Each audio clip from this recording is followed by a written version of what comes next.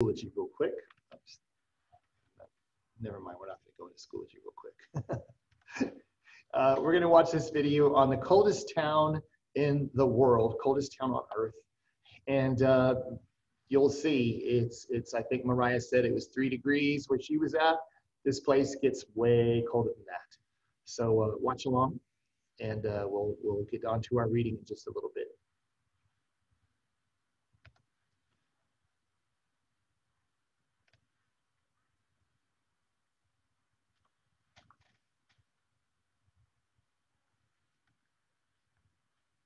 Oops.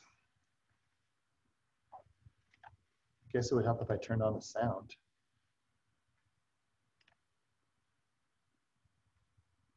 With the temperature plummeting by the hour.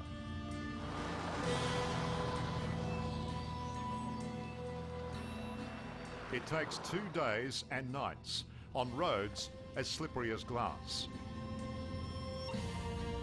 Inevitably, one of our backup vehicles came to grief along the way. There's something terribly haunting about this road to Oymyakon. It was built in the times of that dreadful tyrant Joseph Stalin to link a series of gulags or prison camps. The political prisoners were used as unpaid labour. Indeed, they were used to death, collapsing from exposure at the horrific rate of 1 every metre. Now think about that. That's 1 dead, 2 dead, 3 dead, and so the death and misery continued for 1,200 kilometres. More than 1 million people died constructing this. Little wonder they call it the Road of Bones. Each time a person died, they just left them on the road and incorporated their bones into the aggregate. What, just bulldozed them into the surface? So quite literally, the Road of Bones. I'm with a man highly qualified in extreme environments, Nick Middleton, a travel writer and geographer from Oxford University. Most of the slave labour wouldn't have been kitted out like we are, and they just literally worked them to death. So in reality, for the last 2 days, we've been driving across 1 million people. It's a thought, isn't it? And it's true.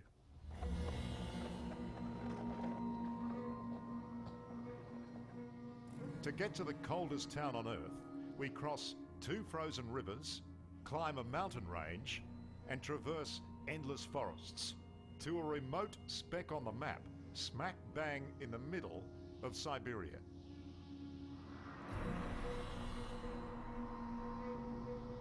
Finally, our destination, Oymyakon, population 547. Here we are, at last. Prepare yourself for the big freeze. First stop is the town square, a small monument to honour the man who recorded the record low. This is the temperature, minus 71.2. That's the coldest ever recorded in an inhabited town. I take it this is the fellow who This is the guy did the recording. Who took the readings. His name's Oberchev. He was a geographer, explorer, writer, and he recorded the temperature in the 1920s. And he was freezing. Yeah, he was. It's hard to describe the intensity of the cold, except to say that your freezer at home runs at minus 18 degrees. And when we drove into town, it was minus 45. Although the town's mayor thought today's weather was quite mild. It's warm now. This is warm. Тепло даже? Yeah, it's warm now. The locals say it's truly cold when it dips below minus 50, when blood stops flowing to exposed skin and frostbite sets in. The worst thing here is that you can underestimate the cold, and you're not realizing when your parts of your body are frozen. And you know what? The end of your nose is going. Is it? Yeah, it's Right. getting a waxy colour. Okay, well that's not good. No, it isn't. I want to get back in the car. Yeah, Okay. no kidding, it is. It's gone all white. All right, thanks for coming. Okay. We hurried to our accommodation. There are no hotels, and a local family agreed to put us up. The native Yakuts have distinctive Asiatic features and live, much as they've done, for centuries. Next to the woodpile is an ice pile.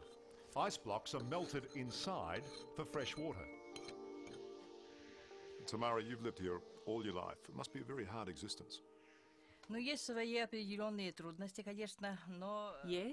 there are difficulties in anyone's life, but it's good here. If I had a choice to live anywhere in the world, it would be here. Tamara, in your lifetime, what's the coldest day you've experienced? 64. When I was a little girl, it was -68 one day. It's never been as cold since then.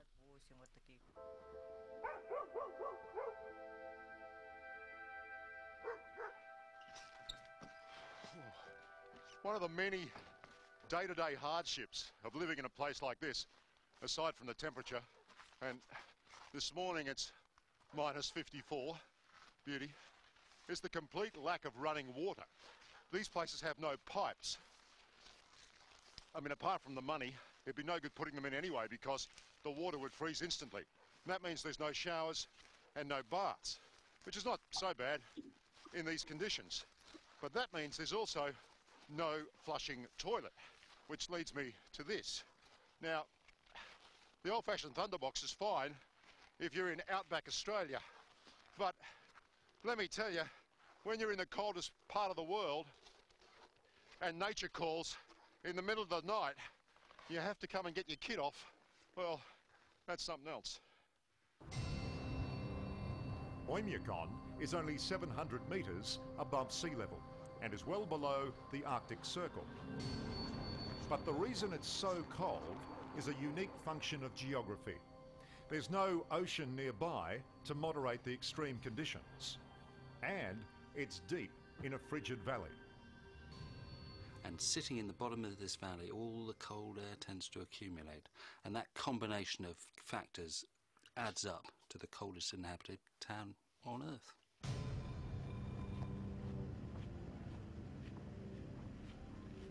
The people who live here, I think there are certain common factors. I haven't seen any tall people here. And that makes physiological sense because it minimises the amount of surface area they have to lose heat from. It's the same as the Yakut horses. They're short, squat creatures. Yakut horses have adapted so well, they stay outdoors 24/7. Their one weak spot is that the ice accumulates on their backs. Not surprised. So they have to de-ice them. De-ice the horse. Every month or so in winter, farmers round them up for a procedure you'd see nowhere but here. So they've got these really thick combs to scrape the ice off. Sergey, what do they use these horses for? Mainly for meat. For meat? For meat. Horse meat, morning, noon and night. We'll get pretty bored of it by the end.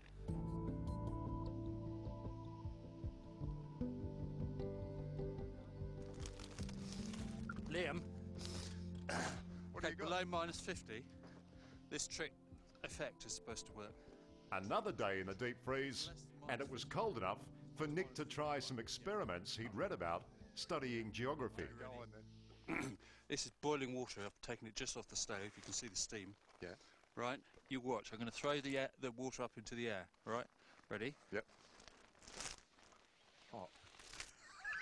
How good is that? It's amazing, isn't it? It just immediately freezes in the atmosphere and turns to snow, plus a bit of residual steam. It's extraordinary, isn't it? It's amazing.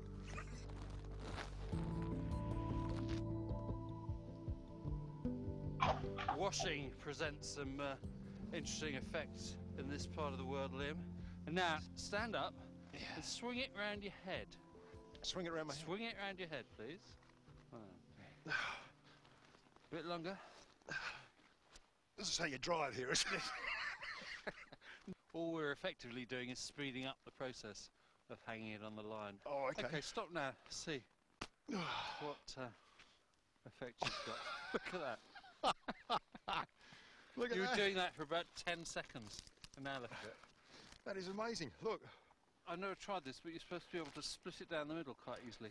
So, yeah, What, try that. Your favourite T-shirt? Yeah, yeah. It's an old one. Hey, look at that. Oh, But nothing illustrated the deep freeze better than Nick's final party trick. I left a couple of bananas out last night. Have you ever seen a nail hammered in with a banana? I can honestly say no. Possibly not. Okay. Totally ridiculous, and yet Look at that. totally effective. Look at that. You leave me off there, Nick.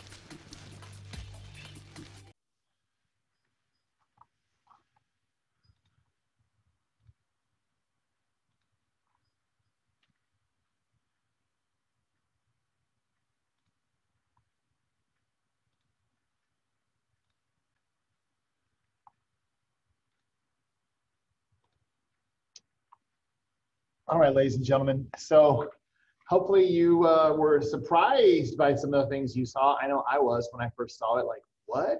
How can you hammer with a banana? And of course, it had been outside in 50-degree below zero weather. It was amazing. Boiling water. How did that happen? Well, that's the same thing that their character is dealing with in the story we're going to read today. And if you haven't been able to imagine something like that before, well, now you don't need to because you've seen it, right? Imagination is so important for our reading and anything we read, right? The more we read with our imagination turned on, the more we act it out in our minds, the easier it is to understand it, to remember it. So if you haven't already, let's go into Schoology and open up our work for today and our reading for today. Monday's work, 921.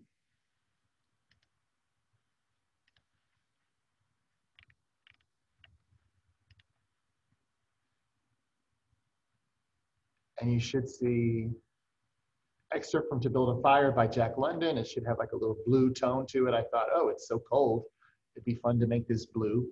So open that up. If you're not able to access it, let me know now, and I will email you a PDF so you can read along regardless of whether or not technology is working right the way it's supposed to. If you've already opened the excerpt, you can see there that it does have a link to the video we were watching. There's about 5 or 6 more minutes of it. And if you want to watch it on your own time, of course, you're welcome to.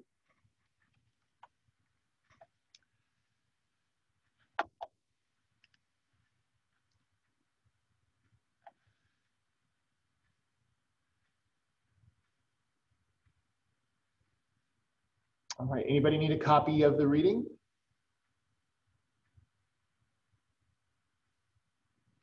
We're all good? Okay. All right, so let's go ahead and get started. I'm going to read the first part as usual, and you will finish up on your own. And of course, once you're reading on your own, remember, I don't know that word. Who cares? Just skip over it and keep going. Keep imagining it and keep enjoying the story. Excerpt from To Build a Fire by Jack London. And the first part is a summary of the first half of the story, because it's pretty long. So we're cutting down the story and jumping in right where it starts to really pop. So summary is from schmook.com. It's a great little website that has good information on literature for high school kids. There's a bearded man walking through the Yukon wilderness on his way to a mining camp on Henderson Creek. Oh yeah, and there's a half-tame wolf dog following along at his heels. If y'all can picture like a Siberian husky, that's a pretty good idea of what this dog looks like with the blue eyes. When the man spits into the air, he hears a snap, crackle, and pop. No, this doesn't tell him that his breakfast cereal is ready. It tells him that it must be really cold out because his saliva is basically exploding in midair. Yeah, it's actually below 50 degrees below zero. That's downright apocalyptic if you ask Schmook. The dog's instinct tells it not to travel in such cold, but the man doesn't seem all that concerned. Did someone say foreshadowing? When the man reaches Henderson Creek, he decides to follow it all the way to the camp. For some reason, walking along the ice instead of solid ground strikes him as a good idea. When he takes off his mittens, he's shocked to find his fingers go completely numb in a matter of seconds. As the man continues his journey, he thinks back to a conversation he had with an older, more experienced man from Sulphur Creek.